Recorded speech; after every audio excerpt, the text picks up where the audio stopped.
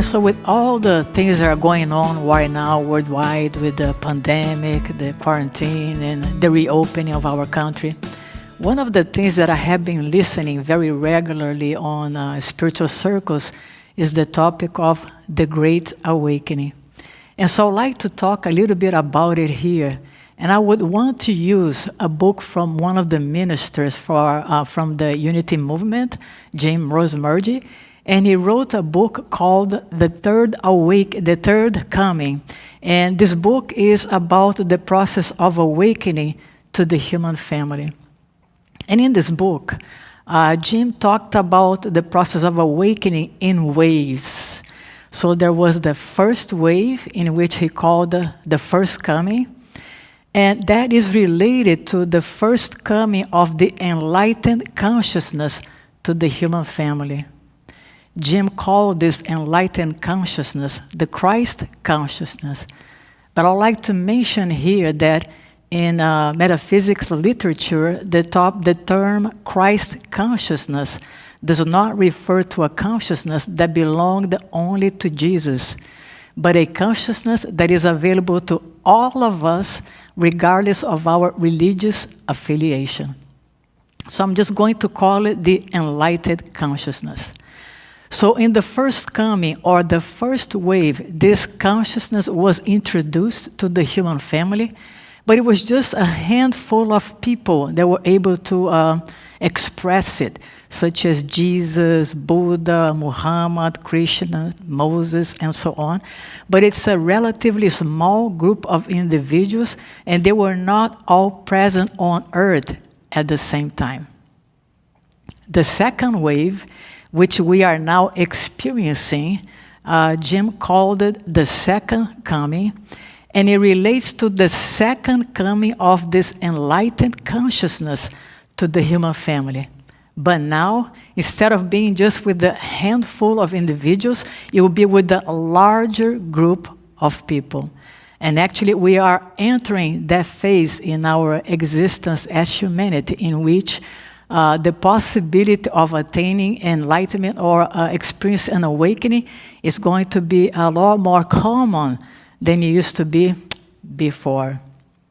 And it's interesting that I think technology is really helping this to take place, because nowadays it's very easy for us to be connected to one another, to form spiritual communities online. And especially after the quarantine, I noticed that a lot of the prominent speakers of our times, they are all online, sharing their wisdom, sharing their teachings, and helping the human family to be able to awaken from the reality of who we are. And then Jim goes on to say that we will experience sometime in the future what he calls a third coming, in which this state of consciousness, the Christ consciousness or the enlightened consciousness, will be eventually the predominant consciousness in the human family on planet Earth. That's really something really exciting and for us to hope.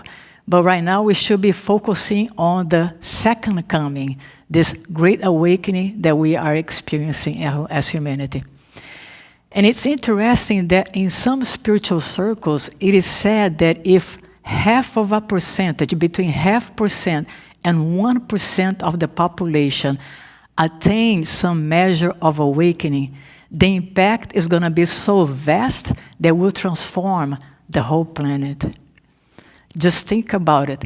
Thousands of individuals attaining the same consciousness that was in Jesus, that was in Buddha, that was in Moses, at the same time in the planet. That's going to be a powerful event, and we are already seeing take place since the end of last century. So it's something to look forward to. And this process of awakening, it takes place first individually, and then it becomes a collective experience. And so it's very important that we recognize that the process of awakening doesn't have to do with achieving something, but just to become aware of something that already exists right here and right now. In other words, it's gaining an awareness of a realm of existence that is present right here, a realm of existence that 1,000,000 years from now is going to be present, intact, and perfect as it is right now. And everything else that we see will just, 1,000,000 years from now, is going to be gone. This realm of existence is where we came from and where we are going to return once again. And so the process of awakening would allow us to have a perception of this other realm of existence and become the lucid dreamer, so to speak.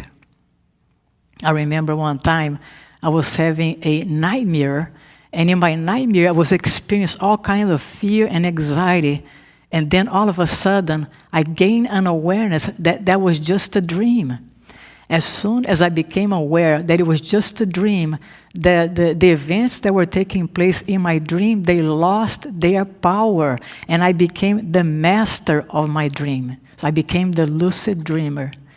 In the same way, the experience of awakening, when we are able to gain an awareness of this other realm of existence, we will be able to withdraw power from everything that is taking place around us and become the co-creator that we were meant to be.